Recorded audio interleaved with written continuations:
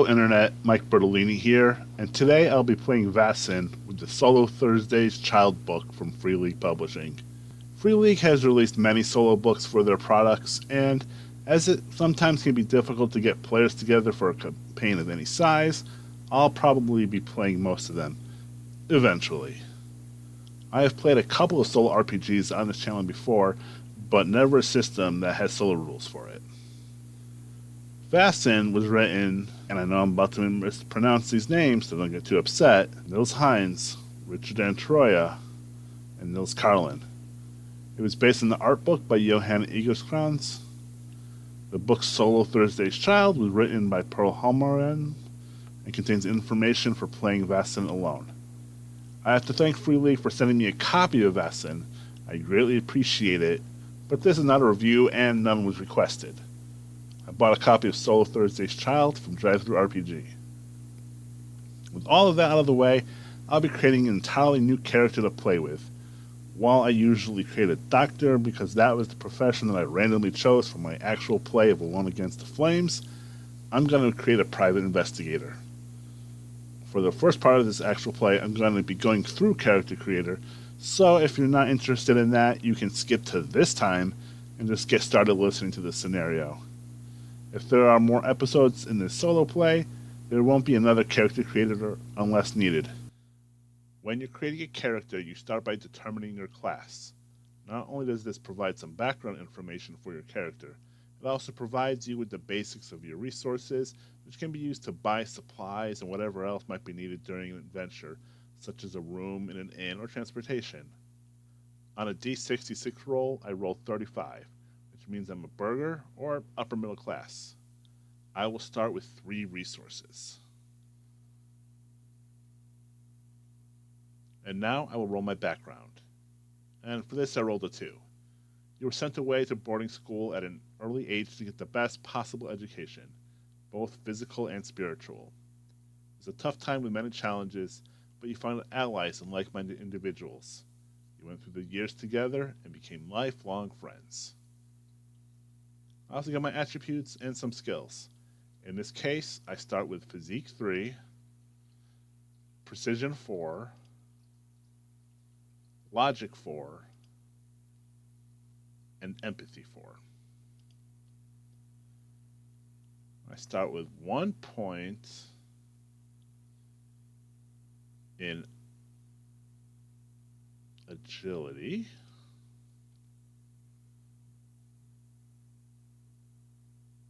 1 point in close combat,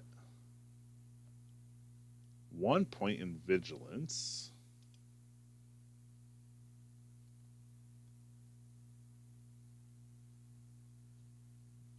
1 point in observation,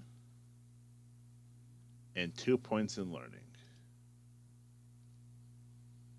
Since I started this out knowing that I would be a private investigator, I have to be eventually mindful of the limits of my skills and attributes. Now, based on my class and the idea of playing as a private investigator, I'm going to be a police officer, which grants me 2 additional resources, bringing me to a total of 5. Now, it's time to roll 1d6 on the private investigator life events table. I rolled a 4. You took on a high-profile case and suddenly found yourself in the limelight. It may have been a missing heir or a gruesome murder.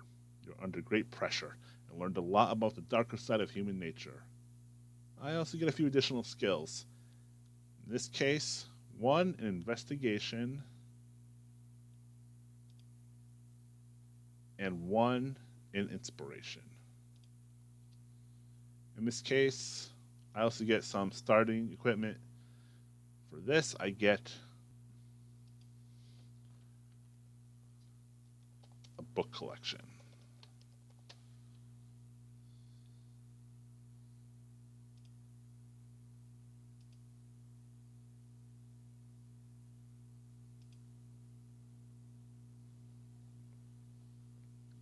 I'll get a better idea of what all this means soon enough.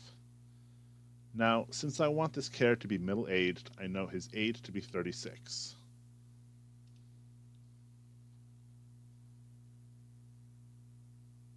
And Because of this, I roll again on the life events table. But since I'm going to be creating, not going to be creating an elderly player, I don't need to lose any attributes.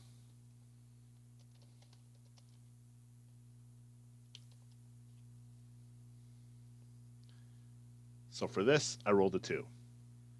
You took on a client of the shadowy variety. Your collaboration proved fruitful, but also riddled with danger and intrigue. Whatever the outcome was, the collaboration gave you insight into other spheres of influence and perhaps a powerful ally or enemy.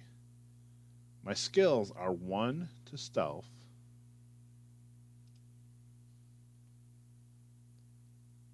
1 to manipulation, and I also get a pistol.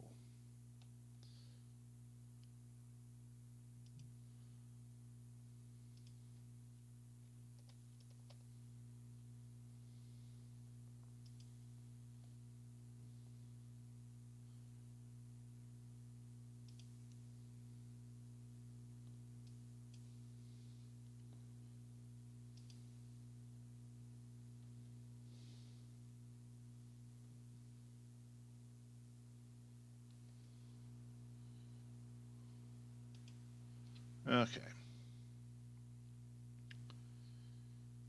Next, I can move an attribute if I need to, or if I prefer to, but I don't want to.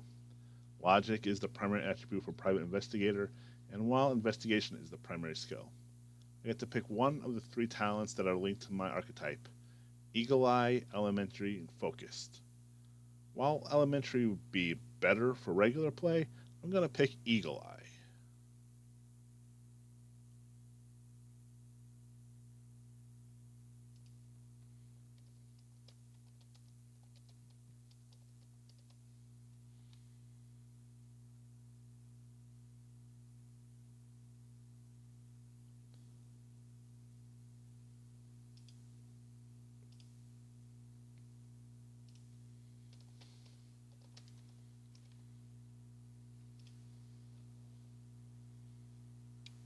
I also get a few more pieces of equipment.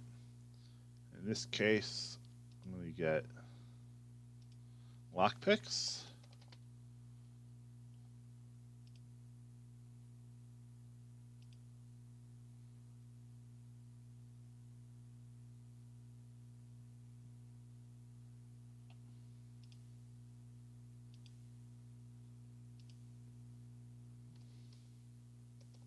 a revolver,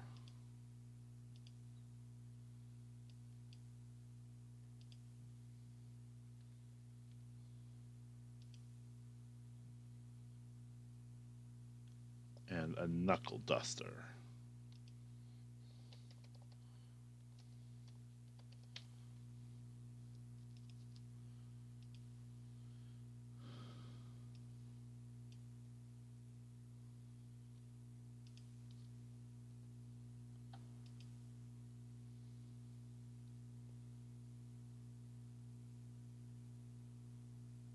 The archetype also lists a few additional things to choose. My motivation, which is get away from my family. My trauma, come face to face with a werewolf. And my dark secret is that he's a drug addict. Now, I'm not going to fill in relationships because this is, again, going to be solo play. I get 2 additional skill points, both of which I'll throw into investigation, bringing that up to 3. While I can move other points around if I wish, I'm happy with what I have. So it's time to finish up. I pick a name and 1 more piece of equipment from the available list. I choose the name Henrik.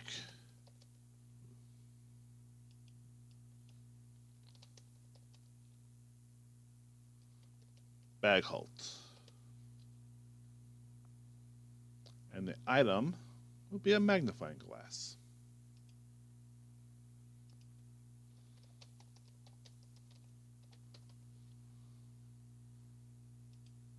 That's just about it. I'll fill out everything else necessary. And then we will start playing. Now it's time to play. 5th of May, 11:30 p.m.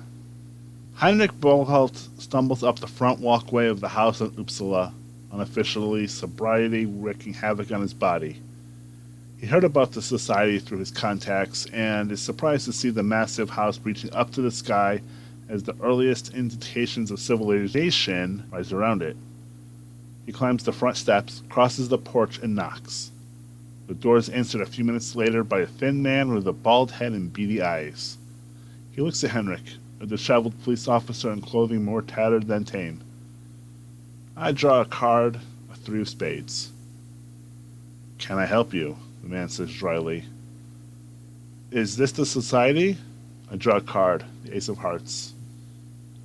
It is. Is there something I can help you with?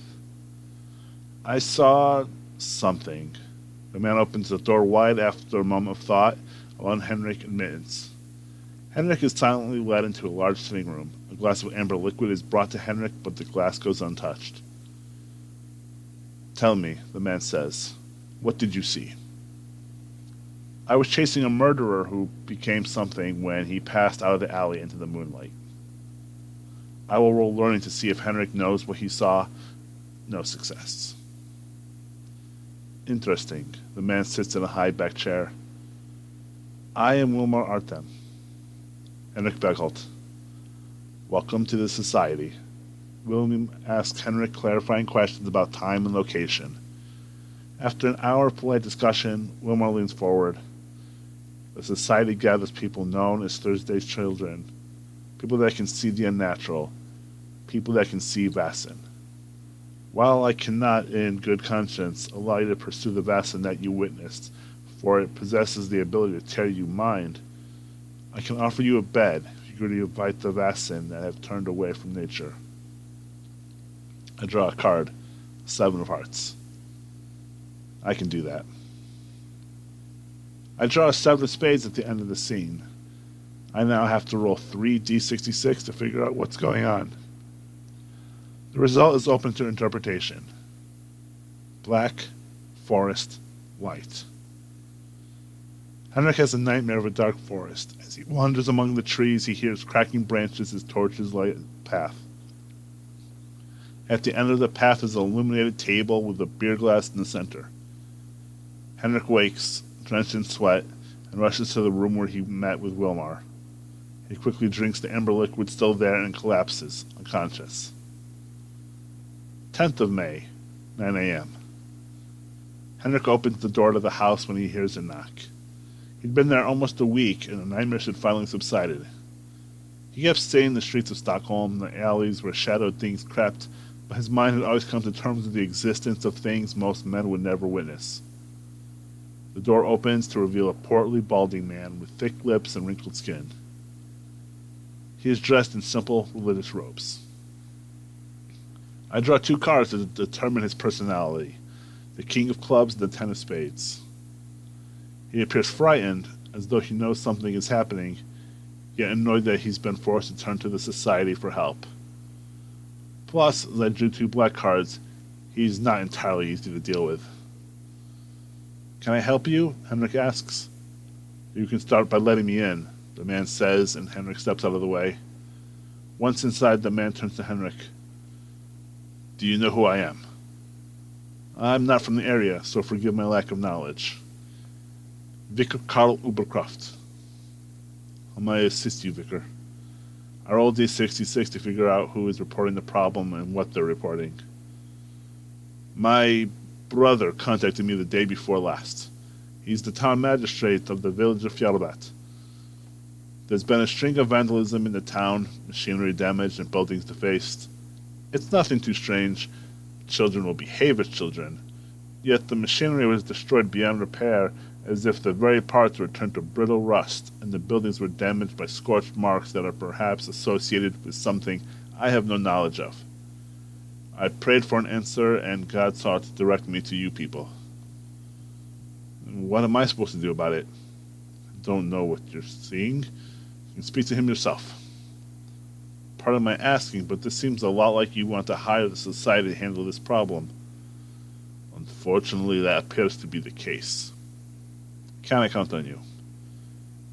There are many things in this world, many dangerous things. I will do what I can, but I cannot promise a solution to you or to God. Any help would be appreciated. How would I reach this town? You can take a train south, but the town is too small to go all the way there. You will need to disembark and take a cart 3 days west. It is near the sea. You might catch the smell of the wind is strong enough. I have only been there a handful of times, as the priest they have in the village tends to the flock of Christians there. All right, I'll do what I can. 10th of May, 11 a.m. I draw a card to determine how Henrik reacted to meeting the vicar. A 6 of hearts. So I roll 3d66 and using those keywords answer that question in a positive way. I roll 56, authority. I roll 21, town. And I roll 14, before. Okay, let me think about it for a minute. He feels that the vicar, an important figure to the community, wants the best for the town, but that his opinion of the society and his willingness to ask for help here was not tied to religion, but something that happened to him when he was younger. After the vicar leaves, Henrik goes into the newly constructed library to see if there's anything he can find. The space is relatively new, a reconstruction of the library that once stood there. A severely thin man with a long nose and perpetual frown looks at him as he enters. Yes? The man asks. I'm hoping to acquire some information on a town called Fjellbart in the southwest. I apologize, but I don't recognize that name. Feel free to look at the books, but we are getting more information daily, so it might be difficult. I'm making an investigation roll to see if I find any clues. I roll 7 dice, and from that, I get 1 success. Henrik finds some information, but not much. He learns that Fjellbart is primarily a farming community, but it is small to the point that only neighboring towns see any real benefit from the excess crops that are sold. There's no mention of suspected Vaesen, but he figures that it might change. And that's the dramatic end of this session. Be sure to tune into the next episode to find out exactly what Henrik does and what is happening in Fjellbart. Be sure to like and subscribe to this video, and leave a comment below to let me know what you think. Join our Discord. Members there will be notified about upcoming games before anyone else. If you would like to support the channel beyond just a subscription, you can subscribe to Patreon or shop on DriveThruRPG by following the link in the description. Thanks for watching, and have a great day.